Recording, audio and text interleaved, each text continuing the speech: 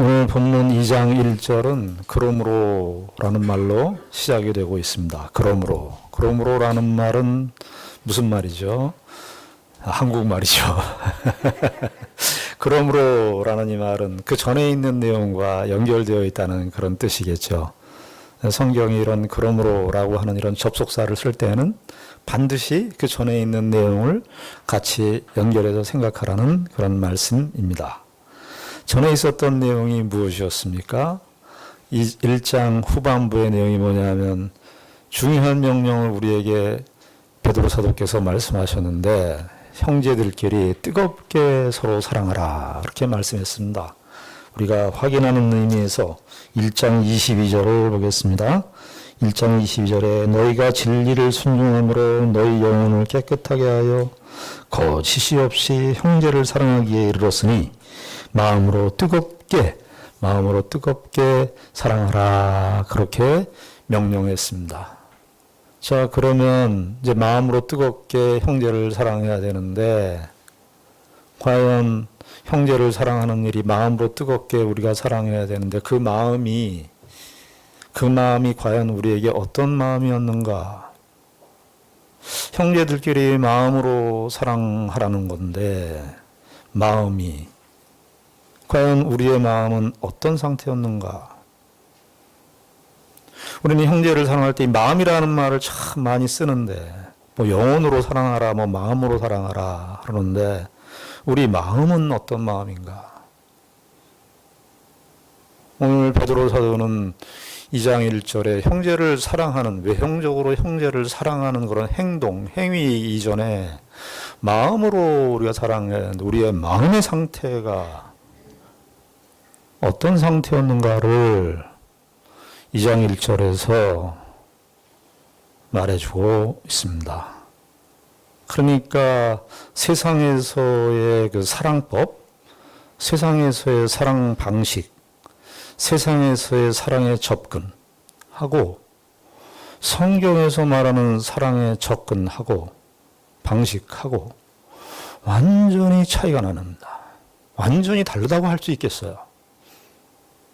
세상에서의 사랑의 방식이라고 하는 것은 외적인 행동의 규범, 뭐 사람을 잘 배려하고, 뭐 사람을 생각하고 이런 식의 행동의 규범에 초점을 맞추고 있다면은 성경은 더 우리의 마음의 상태로부터 출발을 합니다.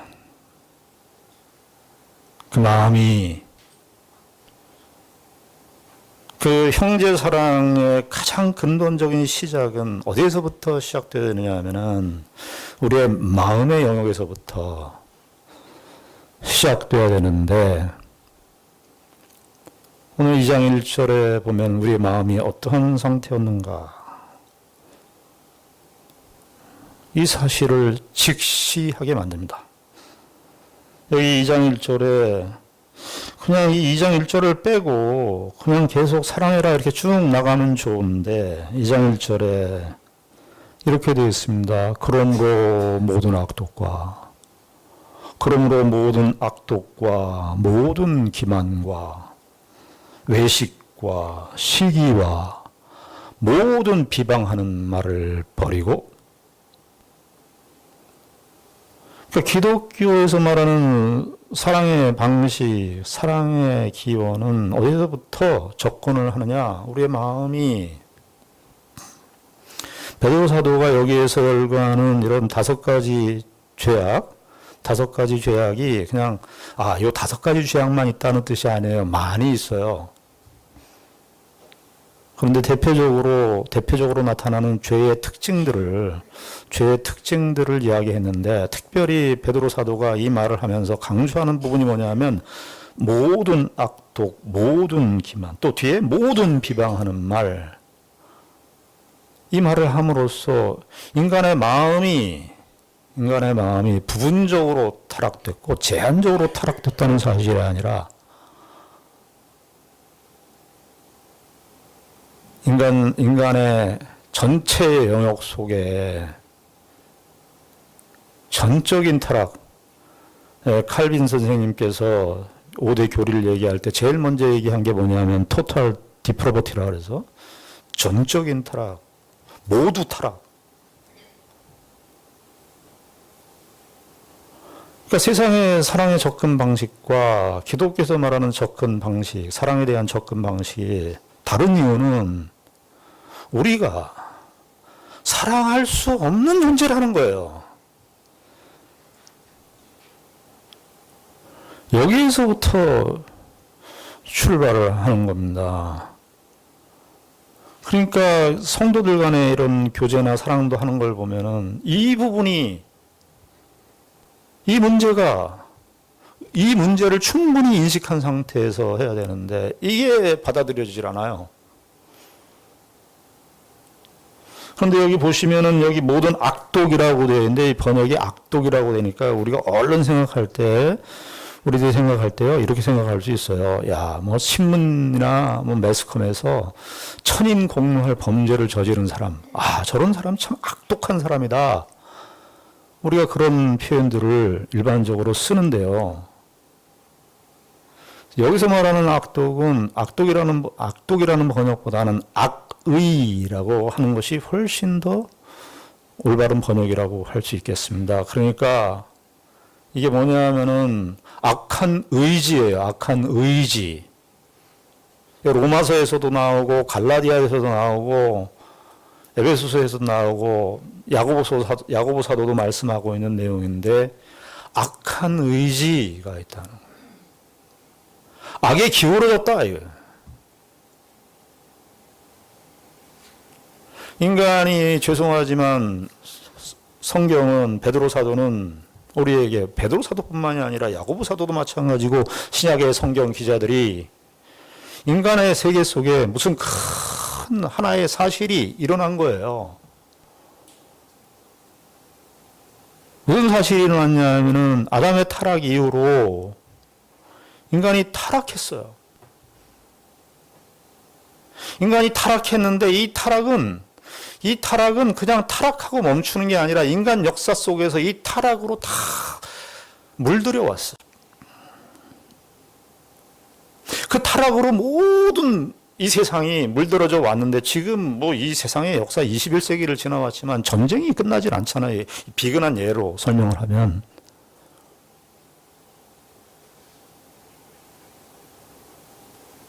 그 무슨 내용이냐면 악한 의지가 이렇게 다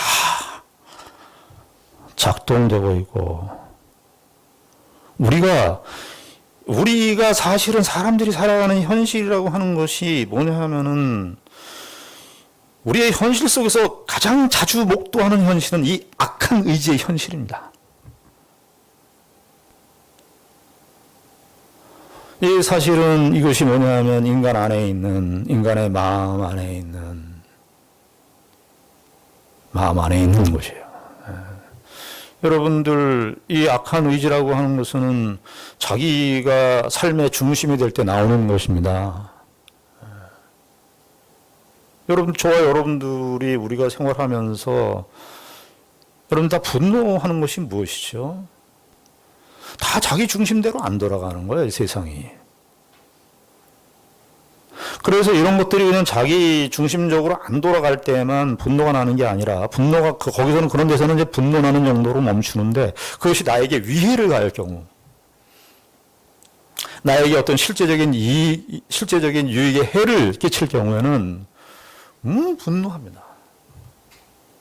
인간은 그래서 만인에 의한 투쟁이라는 말이 틀린 말이 아니에요. 왜냐하면 자기가 중심이기 때문에 자기 외에는 선이 없어요. 그래서 자기에게 다 기울어져 있어요, 이 악이.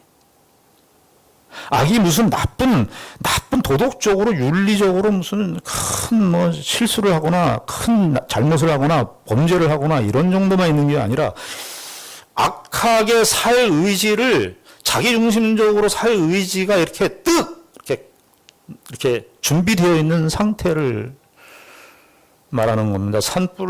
우리가 산불 지금 얘기하면, 산불로 예를 들면, 산불 진압하시는 분들이 그 얘기를 해요. 산에는 지금도 불씨가 이렇게 있다는 거예요, 불씨가. 불씨가 있어서 어떤 뭐 성냥불 하나만 갖다 대도 불이 나도록 불씨가 이미 존재해 있는 거예요. 인간의 상태가 겉으로 드러나지 않으니까 죄가 없다고 생각하는데 아니요. 성경은 그렇게 얘기하지 않고 겉으로 드러나서 죄가 아니라 속이 우리 안에 자기 중심으로 기울어진, 자기에게 기울어진 악의 의지, 우리에게 이게 있다 그러는. 여러분, 여기 모든 기만이라 그러는데 기만이라는 말은 사기친다는 말이거든요. 쉽게 얘기하면 사기를 칩니다. 사기를 왜 치죠? 나의 유익을 위해서 남을 미끼로 유혹하는 거 아니에요? 표면적인 뜻은. 그런데요, 이 사기는요, 인류 전체가 다 사기꾼입니다. 누가 뭐 현저하게 사람들이 사기치고 하는 남의 재산을 남의 또 뭐 어떤 걸 이렇게 사기쳐서 이렇게 가져가는 그런 정도만 사기가 아니고, 그런 정도는 사기를 그러니까 세상에서 말하는 죄와 성경에서 말하는 죄의 무게, 기원, 성격 이런 것들이 우리에게 잘못 입력이 되어 있기 때문에 사기 그러면은 좀 어떤 사람이 무슨 누굴 피해를 줘갖고 사기를 쳤다 이렇게 생각하는 경우가 많은데, 인류 전체가 사기꾼이라고 하는 것은 죄송합니다만 여기가 다 하나님의 것이에요. 이 세상 모든 것은 성경에 의하면 우리 것이라고 주장할 것이 아무것도 없습니다. 근데 사람들은 지금 인류의 역사가 진행되면서 다 무슨 투쟁을 하는 거죠? 내 거 투쟁을 하는 겁니다. 내 거. 아이들이 커오면서 자라나서 제일 먼저 배우는 말이 아빠, 엄마 다음에 그 다음에 세 번째가 뭐냐 하면 내 거예요. 이미 사기를 안고 태어난 거예요. 사기를 안고. 내가 사람에게 사기를 배우는 게 아니라 안고 태어난 거야. 안고. 이 사기도 가만히 보면은 다들 얘기를 들어보면 TV나 뭐 이제 연예인들이나 어떤 유명한 분들 나와서 얘기 들어보면 다 친구한테 사기 당했다. 사기 당했다만 있지 사기 쳤다는 말은 없어요. 들어봐야 돼요. 그것도 상대방의 얘기를 들어봐야 되는데 다 사기 당했다만 있어. 그게 왜 그렇죠? 사기 친 사람은 없고 사기 당했다만 있어요. 왜 그래요? 자기에게 기울어져 있기 때문에 그렇습니다. 다 자기가 중심이기 때문에 자기가 한 일은 쉽게 잊어버리고 남이 한 일은 크게 이야기하는 것이 우리예요. 모든 사기예요.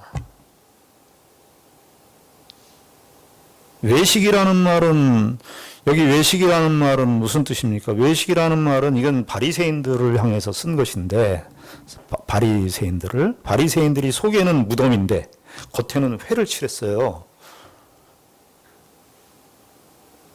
그러니까 가장에 익숙한 거예요. 그래서 사람들이 크게 보면 두 가지 나가 있는 거예요. 하나는 뭐냐면 내 실제에 나가 있고, 두 번째 나는 뭐냐면 사람들에게 보여지는 나가 있는 거예요. 보여지는 나.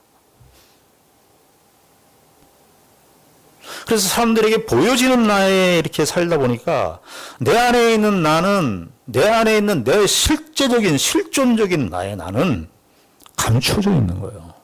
대표적인 샘플이 바리새인이었죠. 바리새인들이 치명적인 것은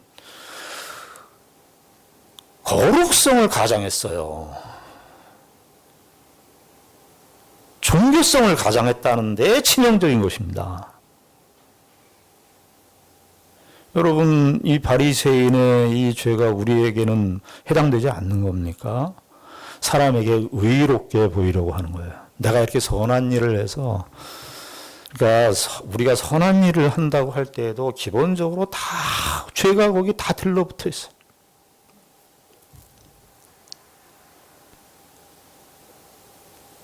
사람들에게 옳게 보이려고 자선을 했다고요. 사람들에게 옳게 보이려고 기도를 했다고요. 경건성을 가장했어요. 죄가 어디까지 미치느냐 하면은 경건성이라고 하는 기도, 자선, 선행 이런 아주 좋은 내용까지도 죄로 얼마든지 바꿔서 쓸 수 있는 그런 모습으로 바리새인들이 살아왔고, 그 바리새적 본성은 우리에게도 있는 모습입니다. 그래서 사람들이 누가 알아주지 않으면 안 해요.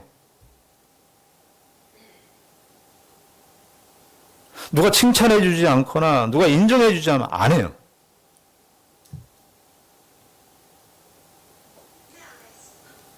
누가 인정을 해주고 누가 칭찬을 해줘야 해요. 우리 인간이 약해가지고. 여기 시기 나오죠, 시기. 이건 뭐 이제 베드로 사도가 여러 가지 얘기했지만, 시기는 뭐냐 하면 남을 깎아내리는 거. 남을 왜 깎아내려요? 남을 왜 깎아내리죠? 나보다 저 사람이 인정받는 거, 그 꼴을 못 보는 거예요.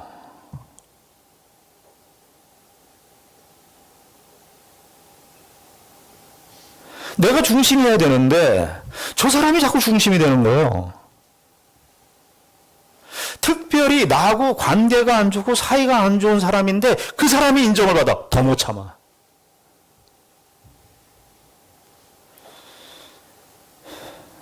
그게 다 어디 있다고요?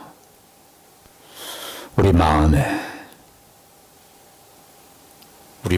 있다.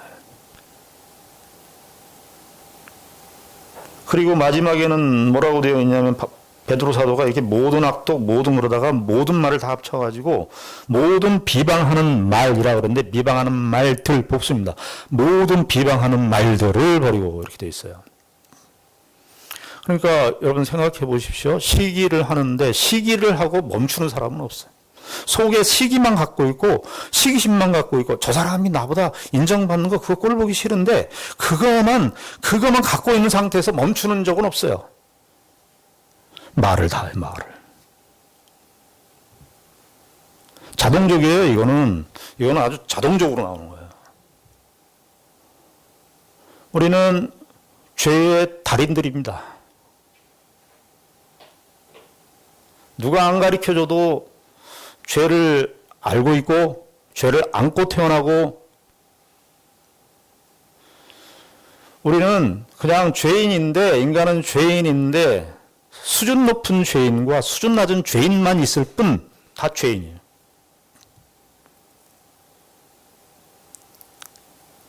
비방한다는 말은 이건 아주 말로 다 표현되는 거예요, 결국은. 신앙생활을 우리가 생각할 때 결국은 언어 생활을 어떻게 하느냐로 관련되어 있거든요. 모든 비방하는 말이라는 말은 이런 뜻도, 거기에 이런 뜻도 있어요. 이제 시기를 하니까 어떤 사람이 인정받는 걸 싫은 거예요. 그러니까 그 비방하는 말을 하는데, 그 비방하는 말 속에는 무슨 내용이 있냐면, 그 사람이 하지 않은 행동까지도 부풀려서 이야기하는, 스토리를 만들어가지고 얼마나 우린 소설로 각본을 잘 쓰는지 몰라요. 그 사람을 끌어내리기 위해서 소설의 소설을 만들어요. 이야기의 이야기를 만들어서 모든 비방하는 말들을 하고야 말아요. 우린 하고 말아. 사람들이 그런 말을, 내가 이거 말 안 하려고 했는데, 말 안 하려고 했으면 하지 마셔야 될 거 아니에요. 말을 하지 않으려고 했으면 하지 말아야 되잖아요. 그 말을 해. 여기 그런데 버리고 이렇게 되어 있습니다. 버리고라는 이 말은 옷을 벗는다는 표현입니다. 옷을 벗는다. 참, 이 옷을 입고 벗는 거, 이것을 비유로 써서 신앙생활의 어떤 그 교훈들을 베드로 사도도 이렇게 말씀하고, 야고보 사도도 이 말을 쓰고요.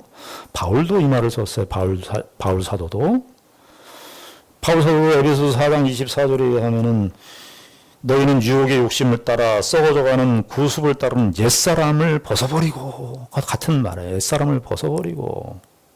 야고보 사도도 야고보서 1장 21절에 그러므로 모든 더러운 것과 넘치는 악을 내어버리고 이거 벗어버리고 야고보 사도는 더 나간 거예요. 넘치는 악이 있다는 거예요. 우리 안에. 차고 넘친다는 거예요. 그게 샘이 끊임없이 나오는 샘인데 죽을 때까지 나오는 샘이 있는데 그것이 우리 안에서 넘쳐서 악이 나오는 거예요.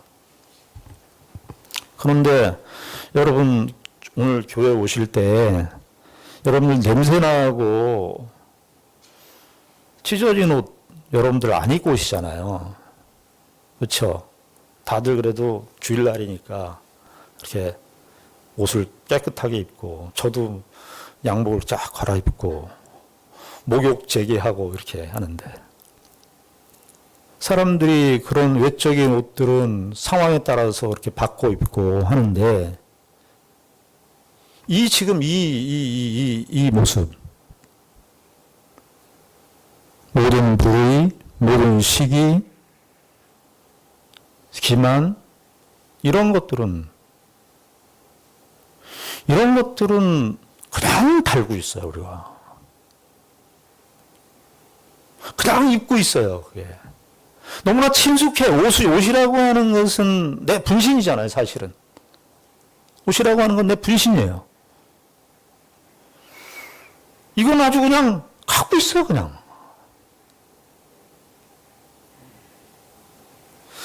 그런데 이 마음이 이런 상태인데 결정적인 것은 말입니다.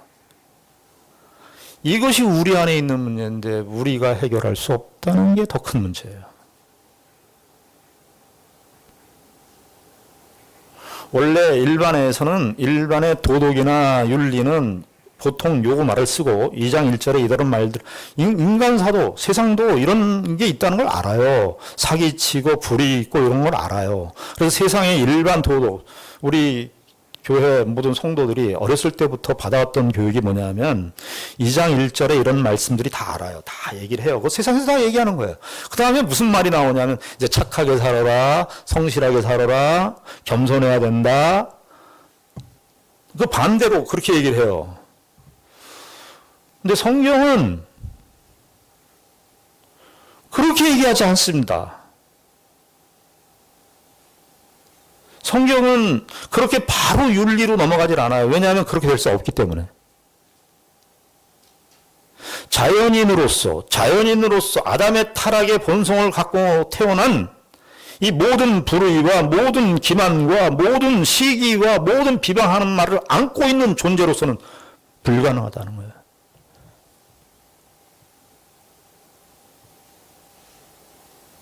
이게 우리의 문제인데 심각하게 이 인간의 인류의 모든 21세기 내내 이게 인간의 문제는 사실은 인류의 역사는 죄의 역사입니다. 여러분 전쟁사 보십시오. 전쟁에 사람들이 얼마나 사람에 대해서 잔인한지 아시잖아요. 자기의 국가를 지키기 위해서 하는 건데 말도 안 되는 인류의 범죄를 행해왔던 것이 인류의 역사였습니다. 자기의 확대죠. 자기의 국가라고 하는 것은 자기의 확대입니다. 자기 국가니까.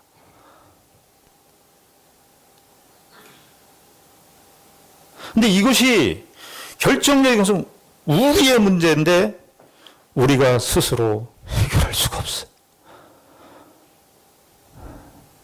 이거 우리가 해결할 수가 없어. 우리의 문제인데 우리 안에 있는 고질적인 병폐고 고질적인 문제인데 늘상 우리에게 확인되는 현실인데 우리 스스로는 이것을 해결할 능력이 우리에게 없습니다. 자기 죄에 대해서 드러내고 자랑하는 사람이 어디 있어요? 자기 죄를 감추죠 다. 왜냐하면 감춰야 되는 거예요. 감추고 살아야 최소한의 방식은 감추고 사는 거예요. 안 들키고 사는 거예요. 인류가 할 수 있는 방식이 그거밖에 없죠. 왜냐하면 우리도 다 알아요. 내 문제는 내가 해결할 수 없다는 거. 성경은 뭐라고 얘기하냐면 우리가 잘 알듯이 예수 그리스도가 오셔야 돼요. 새로 우리에게 예수 그리스도께서 오셔야 된다는 사실은 객관적인 사실이고, 그 예수 그리스도께서 오셔서 성령님을 보내셔서 우리에게 일어난 우리의 경험으로 얘기할 때는 성경에서 뭐라고 얘기하냐면 반드시 새로 태어나야 된다. 여기 오늘 2장 2절에 보면 갓난 아기들 같이 이렇게 되는데, 갓난 아기들 그러면 조그만 아기라고 생각하는 새로 태어난 아기들이에요. 새로 태어났다는 표현이 있어요. 베드로 사도가 이게 태어났다는 표현을 2장 2절에 썼고 1장 23절에도 보시면 이 표현을 씁니다. 2장 23절 너희가 거듭난 것은 이걸 썼고요. 1장 3절에도 보면 우리를 거듭나게 하사, 새로 태어나지 않으면, 새로운 사실이 우리 안에 들어오지 않으면,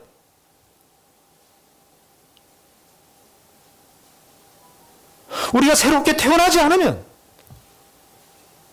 우리는 우리 마음 안에 있는, 우리 마음 안에 뿌리를 깊이 뿌리 내리고 있는 이 죄의 실존을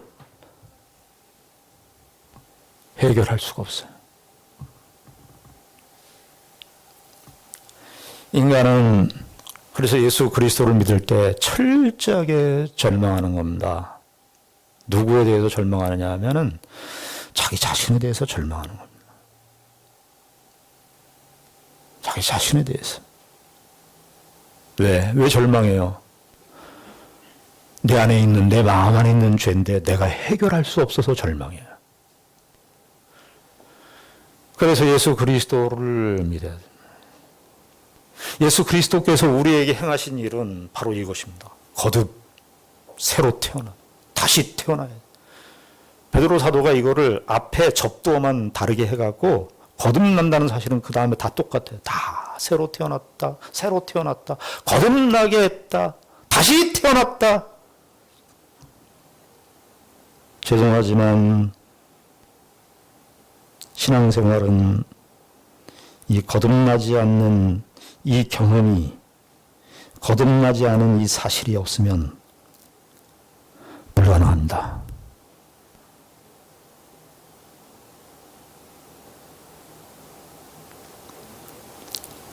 자, 거듭난 사람들, 이게 참, 이 베드로 사도께서 짤막하게 우리에게 전해준 말씀이지만 기독교의 본질과 핵심을 우리에게 전달해 주는 겁니다. 여기 갓난 아기들 같이 이렇게 되어 있지만, 자, 새롭게 태어났어요. 갓난 아기들로서로 번역하는 것이 좋습니다. 성경의 대부분 신약성경에 같이 이러고 나온 것은 로서로 번역하는 것이 좋습니다. 태어난 아기로서. 그럼 우리가 새로 태어났으면 어떻게 해야 돼요? 새로 태어난 아기들이 어떻게 합니까? 이 비유를 참 베드로 사도께서 잘 쓰는데, 새로 태어난 아기들은 어떻게 해요? 저주를 먹어야 돼요, 저주. 오늘 설교 제목이 저지예요, 저. 갓난 아기들 같이, 갓난 아기들로서 순전하고 신령한 저주를 사모해라. 이거 사모해라가 명령형입니다. 그러니까 절대적인 거예요. 갓난 아기는 새로 태어난 아기는, 여러분 어머니들 다 우리 어버이날인데 어머니들이 자녀들 다 키워보셨을 거 아니에요. 애를 낳고 애가 울 때 뭐 때문에 울어요? 아플 때 울고, 또 하나 울 때는 배고파서. 저희 어렸을 때 우리 애를 키우는데 일주일간인가 한 달간인가 그 모유 수유를 했는데, 제가 본 게 있는 게 뭐냐 하면은 엄마 젖을 끊으니까 그때 갓난애 입장에서 볼 때, 갓난애 입장에서 모든 인생이 다 끝난 것처럼, 예, 자기 모든 삶이 다 끝난 것처럼 그렇게 망연자실한 표정을 아이가 하더라는 거예요. 우리가 그 하나님의 말씀을, 여기 신령한 그럴 때 로기콘이라는 말을 썼는데, 그것은 로고스예요. 하나님의 말씀을. 왜냐하면 예수 그리스도를 통해서 우리가 태어났기 때문에, 예수 그리스도가, 성경 전체가 예수 그리스도를 말하니까, 그 예수 그리스도를 통해서 우리가 로고스 되시는 예수 그리스도를 통해서 우리가 거듭났으니까, 그분을 통해서 거듭났으니까, 그분이 우리의 아버지이시니까, 그분이 우리의 부모니까, 새로 태어났으니까, 이것은 규범이 아니에요. 성경을 읽으라고 교회에서 얘기를 하면 규범, 무슨 규칙, 이렇게 생각하기 쉬운데 성경은 그렇게 얘기하지 않고 필연적이라는 거예요, 필연적. 갓난아기가 젖을 사모하는 것은 너무나 당연한 것이돼. 생명의 현상인데.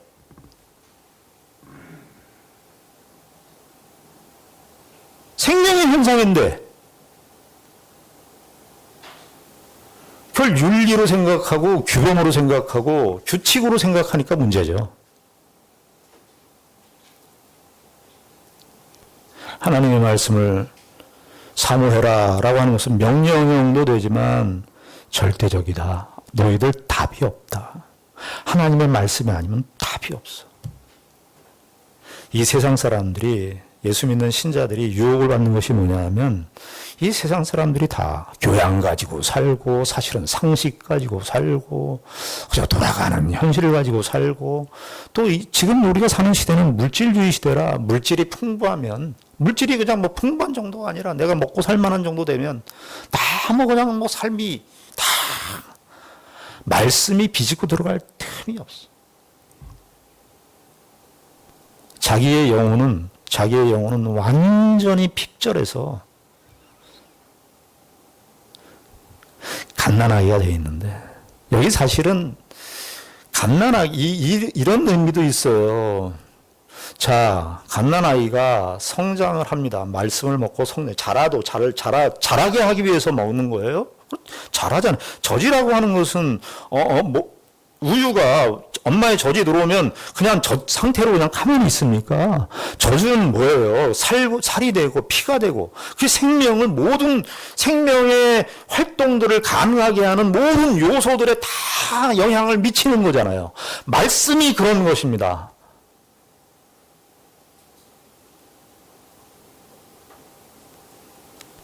그런데 말씀을 우리가 지갑에 넣는 동전처럼 생각해.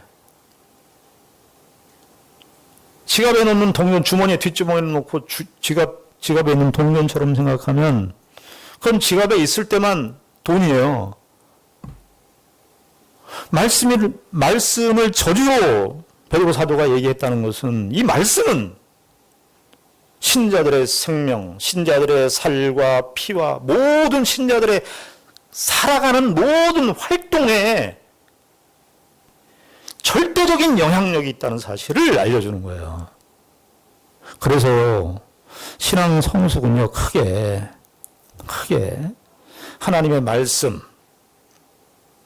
그리고 우리가 살아가는 인간관계, 그리고 인생의 여러 가지 사건들, 이 세 가지가 다 작용을 해가면서 성숙하게 되는 거예요. 그런데 요 세 가지 사실 중에 이 하나님의 말씀이 없으면 사람들도 성숙하라는 얘기를 해요. 일반 사람들도. 그런데 가장 중요한 텍스트, 이 성경 말씀이 없으면 실력이 안 늘어요.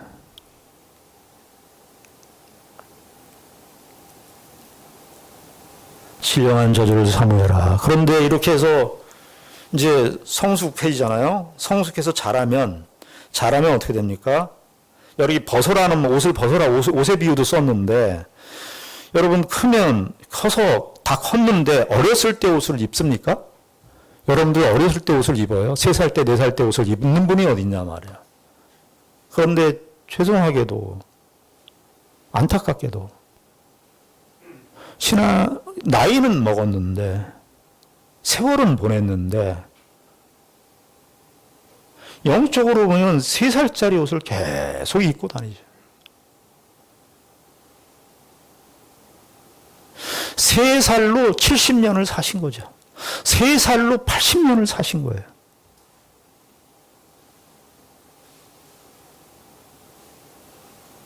세 살에 멈춰 있어요. 3살짜리 옷을 계속 입고 다니는 거예요. 안 맞는 옷인데.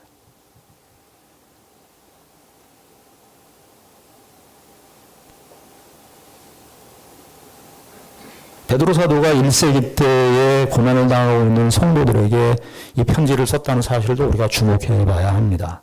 고난을 당하면 이런 문제가 없을 거라고 생각하십니까? 고난을 당하면 2장 1절에 나오는 이런 모든 악독, 모든 시기가 다 사라집니까? 그렇지 않습니다. 고난을 당하면요, 어쩌면 더 여유가 없을 수 있습니다. 다른 사람들이 잘 되는 거 더 싫고, 더 속상하고, 더 시험받고, 그럴 수 있습니다.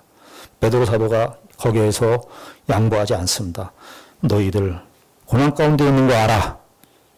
그러나 그걸로 신자들이 마땅히 자라야 될, 신자들이 하나님의 백성으로서 거룩하고 성숙하게 자라야 할 그 책임을 잊지 마. 여러분들 그런 경험 해보셨습니까? 저는 어렸을 때 이빨 닦는 걸 너무 싫어했습니다. 그런데 치과 가는 것도 다 싫어했습니다. 치과 가는 건 너무 싫어했습니다. 왜냐하면 친구들이 치과 갔다가 나와가지고 완전히 사색이 된 걸 봤기 때문에 이빨도 닦기 싫고 게을러서 치과도 가기 싫고. 그러면 어떻게 되겠습니까? 이빨이 온통 썩었죠. 나중에 어금니를 썩어가지고 어금니 공사를 대수술을 했습니다.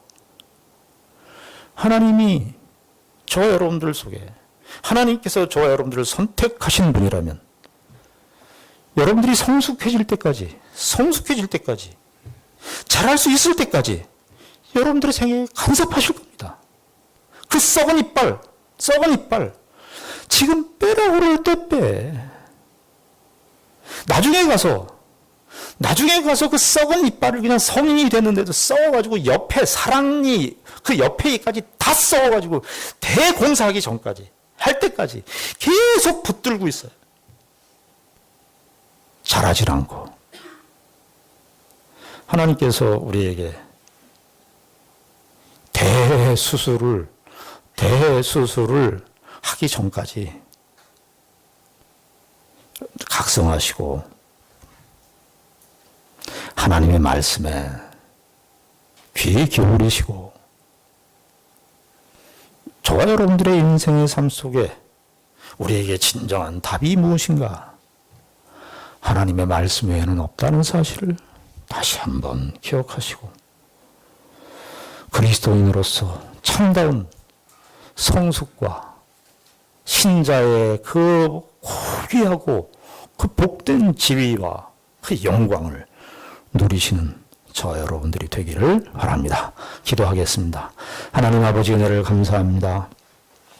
우리가 죄로 태어났고 죄가 익숙합니다.